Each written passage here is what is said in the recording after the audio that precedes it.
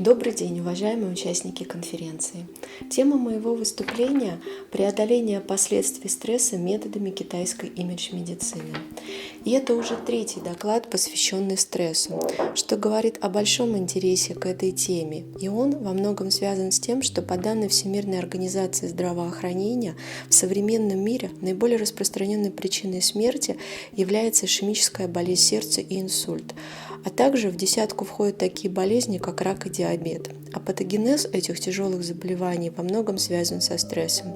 Сильные тяжелые переживания способны запустить цепочку физиологических процессов, которые могут спровоцировать любую болезнь, от инфаркта до рака. Автором первоначальной концепции стресса, сформировавшим в науке это понятие, в 1936 году был канадский физиолог венгерского происхождения Ганс Силье. В своих исследованиях он обнаружил, что при действии на организмы разнообразных раздражителей, бактериальных инфекций, травм, высокой и низкой температур, нервно-эмоционального потрясения и так далее, наблюдаются не только специфические реакции, связанные с особенностями влияния неблагоприятных факторов, но и стандартная неспецифическая реакция. Она была оценена ученым как адаптивная, направленная на сохранение постоянства состава внутренней среды. Если возникает какой-либо сильный внешний раздражитель, нарушающий внутреннее равновесие, приятный или неприятный, организм реагирует физиологическим возбуждением и таким образом старается приспособиться к изменившимся условиям за счет включения выработанных в процессе эволюции специальных механизмов защиты. Обобщение результатов исследований позволило Гансу Силье обосновать гипотезу о существовании общего адаптационного синдрома, получившего впоследствии название стресс. Основные физиологические механизмы стресса – эндокринное обеспечение. Когда организм получает сигнал о том, что ситуация изменилась, он мобилизуется и готовит ресурс или энергию для возможно необходимого ответа. Вегетативная нервная система запускает реакцию повышения обмена веществ, увеличения подачи кислорода к жизненно важным органам и будет эндокринную систему, которая уже через гормоны стресса вносит изменения в состояние тела. Наиболее активная железа внутренней секреции, участвующая в этом процессе, это надпочечники. Именно кора надпочечников выделяет в кровь гормоны стресса. Основные – это адреналин, норадреналин, кортизол и пролактин. Все эти гормоны повышают уровень сахара в крови и артериального давления, чтобы обеспечить топливом мышцы и мозг, тем самым делая человека готовым противостоять любой угрозе или убежать от нее. Кортизол влияет на углеводный обмен, сигнализирует организму о необходимости отложения жира для создания энергетического резерва, повышает концентрацию внимания, таким образом помогая быстро принимать решения, тормозит все механизмы, вызывающие воспалительные реакции. Пролактин делает человека менее чувствительным к боли, ускоряет синтез белков, задерживает воду в теле, влияет на психические функции.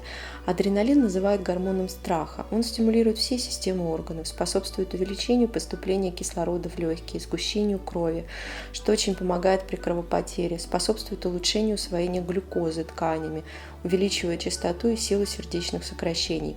Норадреналин считает гормоном хищника. Он регулирует цикл сна и бодрствования, оказывает сосудосуживающее действие, тем самым значительно регулируя кровоток, способен вызвать у человека чувство ярости и сильной злобы. Ганс Силье и другие ученые еще на ранних стадиях исследования стресса обнаружили, что у человека есть два инстинктивных типа реакции на угрозу – это убежать или бороться. В научном мире есть мнение, что человек от рождения предрасположен к какому-то из этих видов. У кого-то надпочечники вырабатывают в большей степени адреналин, а у кого-то норадреналин. Гормоны стресса значительно повышают шансы на выживание в экстремальных ситуациях. Они помогали древнему человеку справляться с множеством опасностей. Стресс, вызываемые им изменения, нельзя назвать однозначно негативным явлением. Отсутствие их или нехватка может приводить к снижению адаптивности организма. Непродолжительные встряски мобилизуют, активизируют иммунную систему и другие системы органов, повышают сосредоточенность и творческие способности. Сложности начинаются, когда стресс длительный. Гормоны вырабатываются, напряжение растет, и организм входит в стадию истощения. Одним из самых опасных гормонов называют кортизол.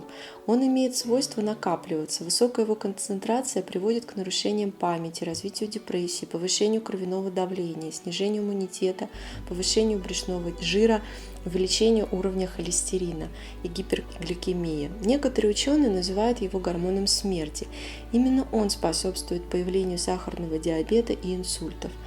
Также по результатам различных исследований адреналин и пролактин могут спровоцировать развитие раковых заболеваний. Пролактин угнетает детородную функцию у женщин, провоцирует депрессию, значительно влияет на обмен веществ. Стресс – это не то, что с нами случилось, а то, как мы к этому относимся. Работы Ганса Силье экспериментально доказанные показали, что психологический и эмоциональный фактор воспринимается организмом наравне с физическим. Это открытие было очень значимым для развития психологии и способствовало возрастанию роли этой науки во всем мире. Со временем появилась такая область изучения, как психосоматика. Основная зона ее интересов – это влияние эмоций на здоровье. Практически любое событие или ситуация может восприниматься человеком как стрессор. Это все, что вызывает у него ощущение небезопасности и угрозы. Речь идет не только о жизни и здоровье, но и о самооценке, самоуважении, какой-то социальной роли, когда возникает несоответствие между собственными потребностями и требованиями среды или какими-то внешними обстоятельствами. И в результате человек испытывает негативные эмоции – страх, гнев, стыд, вину, разочарование. При этом чем выше их интенсивность, тем сильнее стресс. Существует множество исследований, направленных на изучение того, какие именно ситуации являются наиболее тяжелыми. Чаще всего к ним относят смерть близкого человека, особенно супруга или супруги, развод, потеря работы, конфликтные взаимоотношения, собственная болезнь или родственник и так далее. Когда возникает необходимость значительно перестраивать как образ жизни, так и мировоззрение, находить ответы на вопросы, почему и для чего это происходит со мной. Менее экстремальные обстоятельства, но способные создавать много внутреннего напряжения – это необходимость принимать рискованные решения, высокий уровень ответственности, переработка больших объемов информации, увеличение скорости протекания различных процессов и так далее. То, из чего по большому счету состоит жизнь современного человека. Позитивные события, значительно перестраивающие привычный уклад жизни, также требуют мобилизации сил и повышения адаптивных возможностей. Свадьба по силе своего стрессового воздействия на человека приравнивается к смерти близкого, а рождение ребенка к займу крупной суммы денег.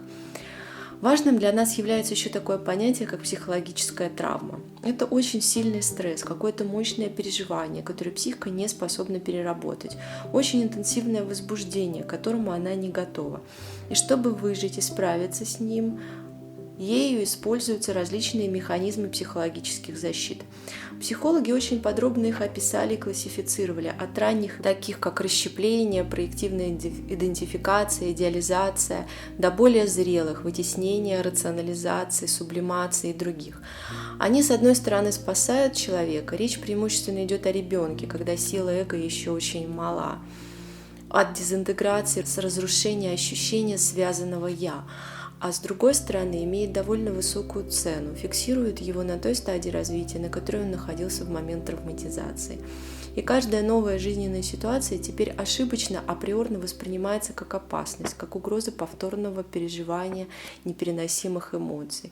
Это один из парадоксов. Травмированная психика продолжает травмировать саму себя, своего рода аутоиммунное заболевание.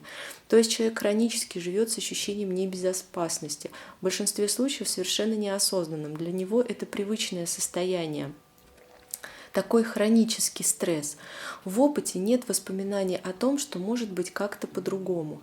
Это одна из причин, по которой люди не ищут помощи, не пытаются что-либо сделать, чтобы изменить свое самочувствие, пока не появляются уже очень выраженные проблемы со здоровьем или эмоциями.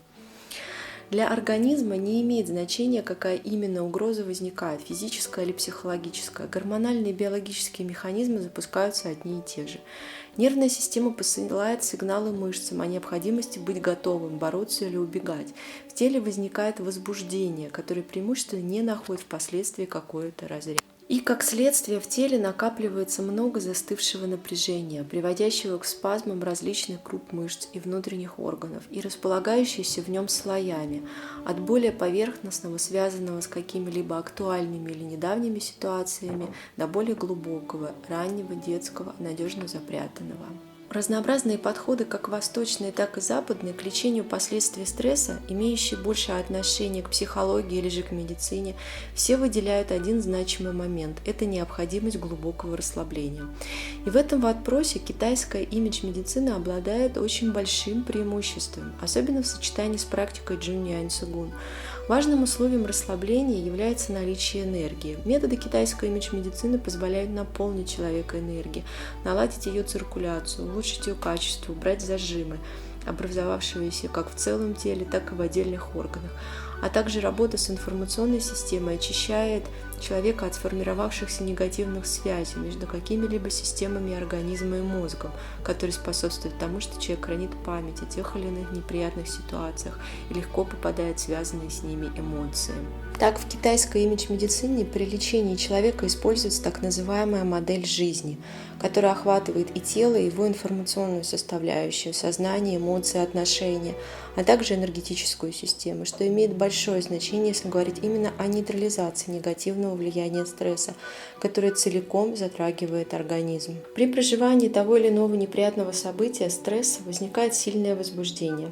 Если его не удается сразу переработать через психику, через какие-либо действия или избавиться от него, используя энергетические практики, то оно остается в теле в виде образа, какой-то негативной программы, которая даже по прошествии многих лет способна оказывать разрушающее влияние и на энергию, и на тело, и на сознание человека, его восприятие и эмоции, делая его уязвимым, создавать разнообразные сложности для здоровья. Китайская имидж-медицина эффективно работает с этими образами. Ее методы непосредственно направлены на очищение, освобождение от подобных разрушающих программ, даже очень глубоких и ранних. То есть помимо избавления тела и органов от накопившегося напряжения, методы китайской имидж-медицины позволяют изменить в принципе целостный образ человека, помочь ему стать более легким, здоровым и свободным.